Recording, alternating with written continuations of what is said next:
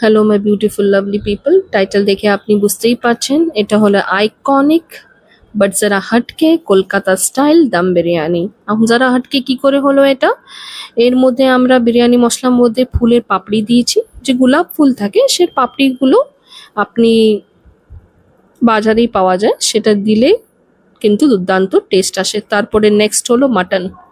এখানে half KG mutton আছে, সর্ষের তেল সেটা হলো ভেরি ইম্পর্ট্যান্ট। সর্ষের তেল দিয়ে ম্যারিনেশনটাকে করতে হবে। দই, এখানে 1 কাপ দই দিয়েছি আমরা, ওখানে 1 কাপের হাফ কাপ আমরা দিচ্ছি এখন, হাফ কাপ আমরা দেব পরে, সেটা কষানোর টাইমে, আর হাফ কাপ এখন ম্যারিনেশনের টাইমে দিচ্ছি। আদা রসুনের পেস্ট দিয়ে দিয়েছি, আপনি আপনার পরিমাণ হিসাবে হাফ কোয়ান্টিটিটা দিতে হবে।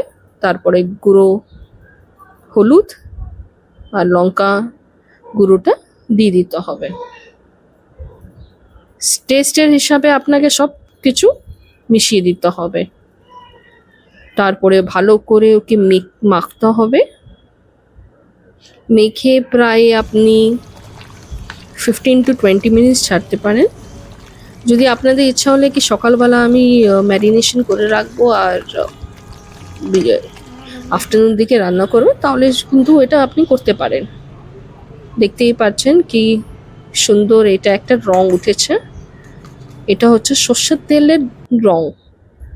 তারপরে একটা প্লাটারের মধ্যে দেখতেই পাচ্ছেন ওই মশলাটা আমরা গুঁড়ো করে নিলাম, বারিস্তাটা আমরা বানিয়ে নিলাম। আর আপনার এটা হচ্ছে আলু ফ্রাই, ডিম সিদ্ধ, আর যে মেইন ইনগ্রিডিয়েন্টস আছে টিপ নাম্বার 2 and 3 সেটা আমরা পরে বলবো। তার মধ্যে আমরা তেল দেব, তেলের মধ্যে আমরা গোটা গরম মশলাটা দিয়ে দেব, পরিমাণ মতো একটু চিনি দিতে হবে, চিনি দিলে কালারটা চেঞ্জ হয়ে যাবে সুন্দর একটা। যখন পেঁয়াজটা কষাবে তখন ওই রংটা দারুণ আসবে। এই যে ম্যারিনেটেড হয়ে গেল মাটনটা, কালারটা কি সুন্দর দারুণ উঠেছে সর্ষের তেল দিয়ে। নেক্সট হচ্ছে আপনার ওর মধ্যে তেলের মধ্যেই গোটা গরম মশলা, তারপরে পেঁয়াজ দিয়ে টমেটো দিয়ে ওকে ভালো করে লাইটিশ পিঙ্কিশ আপনাকে ফ্রাই করতে হবে। তারপরে আমরা অ্যাড করলাম আদা বাটা, রসুন বাটা, একটু হলুদ আর গুঁড়ো লঙ্কার গুঁড়ো। তারপরে যে বাচ্চা দইটা ছিল সেটা আমরা দিয়ে দিয়েছি। এখন ভালো করে কষাতে হবে আপনাকে। এটা কষানোর টাইমে আপনি কিন্তু পেঁয়াজ কষানোর টাইমে আপনি কিন্তু দেখতে পাচ্ছেন কি সুন্দর দারুণ রংটা এসেছে। সে রঙের কারণ হচ্ছে আপনার চিনি।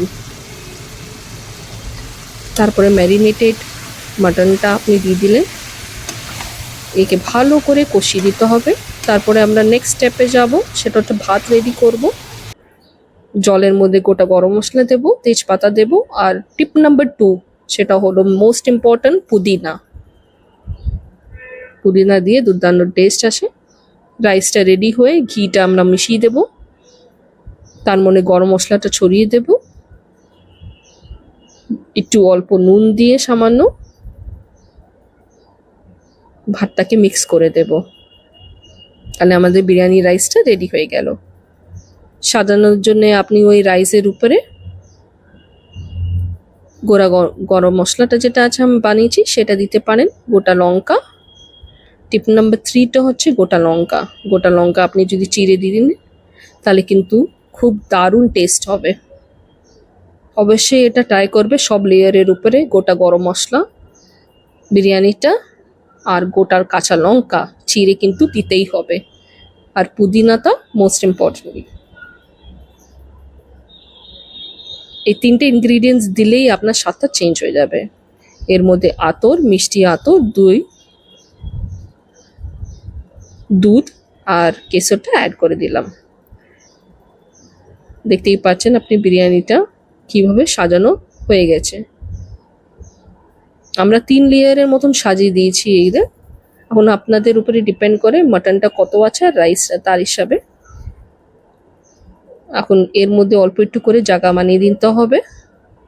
আপনার যে কেশরের দুধটা আছে এর মধ্যে দিয়ে দিতে হবে।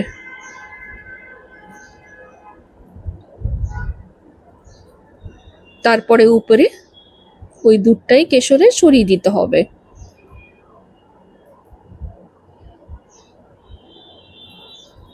এটা হওয়ার পরে আপনাকে একটু আটা নিতে হবে, যেটা নর্মাল আটা থাকে সেটা। আটা নিয়ে জল নিয়ে এটাকে ভালো করে এরম দলা বানিয়ে লাগিয়ে দিতে হবে। ফয়েল পেপারও আপনি ইউজ করতে পারেন, বাট আমরা এটা প্রিফার করি বেশি, কেন কি এটা দম বিরিয়ানি যেহেতু হচ্ছে, দমটা কিন্তু বাইরে বেরোবে না, স্টিমটা ভিতরেই থাকবে, গন্ধটা ভিতরেই থাকবে, বাইরে কিন্তু মাটনের গন্ধ বা মশলা গন্ধটা বেরোবে না। তার জন্য সুন্দরভাবে এটা এমনি সাজিয়ে রাখতে হবে। আপনি দেখতেই পাচ্ছেন এখন বিরিয়ানিটা কিভাবে সুন্দরভাবে আমরা গার্নিশিং করে রেডি করে ওকে স্টিমের জন্য রেখে দিলাম। ঢাকনাটা আপনি দিয়ে দিতে পারেন, তার উপরে ঢাকনা দিয়ে একদম চাপিয়ে দেবে। এটা প্রায় 40 মিনিটস আমরা স্লো গ্যাসে, 20 মিনিটস আর ফাস্ট গ্যাসে 20 মিনিটস এরকম করে আমরা রেখে দিয়েছি। লাস্ট হচ্ছে সার্ভিংয়ের টাইম।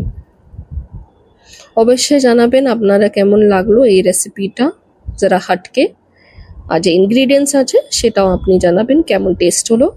আপনি দেখতেই পাচ্ছেন একটাও কিছু ভাতগুলো ভাঙ্গিনি, সুন্দর বিরিয়ানি রাইসটা এক একটা গোটা দেখা যাচ্ছে। কালার দেখেই বুঝতে পারছেন দারুণ টেস্ট। যদি ভিডিওটা ভালো লাগেন প্লিজ সাবস্ক্রাইব করুন, সাপোর্ট করুন আমাদের, লাইক অ্যান্ড কমেন্ট অবশ্যই করুন।